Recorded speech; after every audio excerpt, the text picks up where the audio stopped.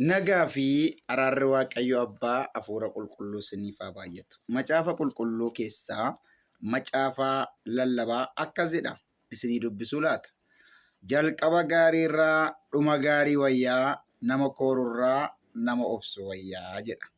Irran deebi'aa.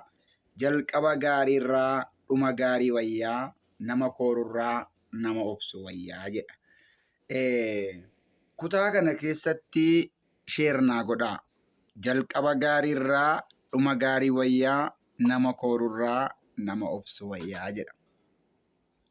Egaa an obboleessi keessan Waaqayyo carraa naa laatee sagalee kan akkan dubbadhuun dursatoon sagalee kanan dubbatiin namoota jajjaboo afuran galateeffachuu barbaada. Isaa ol immoo akkasumatti nooleejii isa jalqabaa Girmaa Bitimaa Waaqayyo barasaa jireenya isaa eebbisu.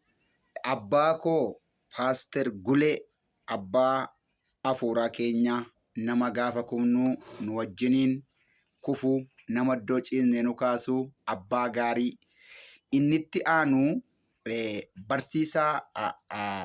barsiisaa jaarsa waldaa Biraana Kiristoosii kan ture baay'ee ammaa Finfinnee galee jira. Akkasuma obboleessa keenya yookaas immoo abbaa firaa jedhee waama'anii abbaa firaan jedhaanii garuu biree Waaqayyo barasaa jireenya isaa umurii isaa tajaajila isaa haa eebbisu.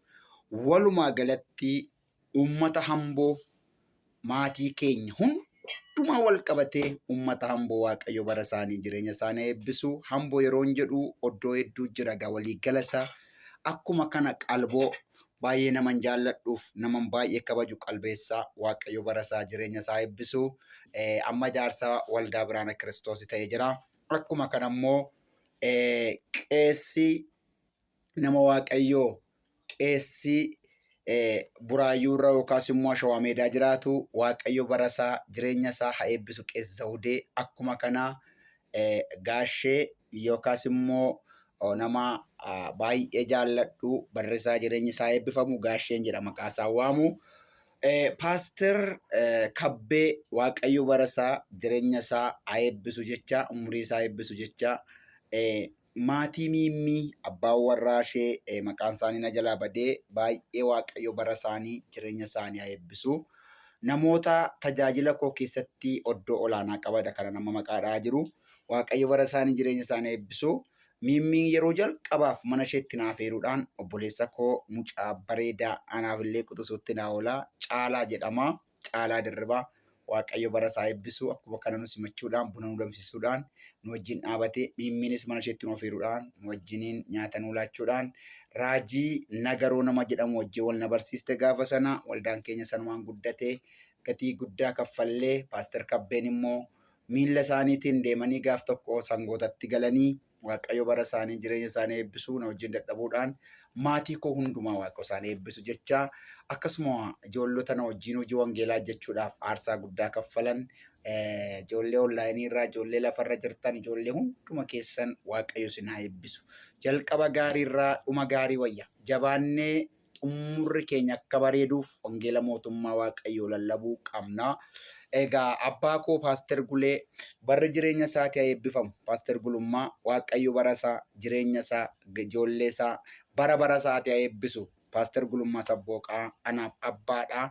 Abbaa fooniis naa ta'uu danda'a. Abbaa fuuraas naa ta'uu danda'a. Anaa waan hundumaatti isaan maalitti waan hin qixxeessu hin qabu. Girmaa Bitimaanaaf waan hundumaa kooti. Hiriyoottan biyya lafaarra jiran keessaa Girmaa Bitimaanaaf waan hundumaa kooti. Eenyuttis qixxeessuu hin danda'u. Har'a barri darbuu danda'a.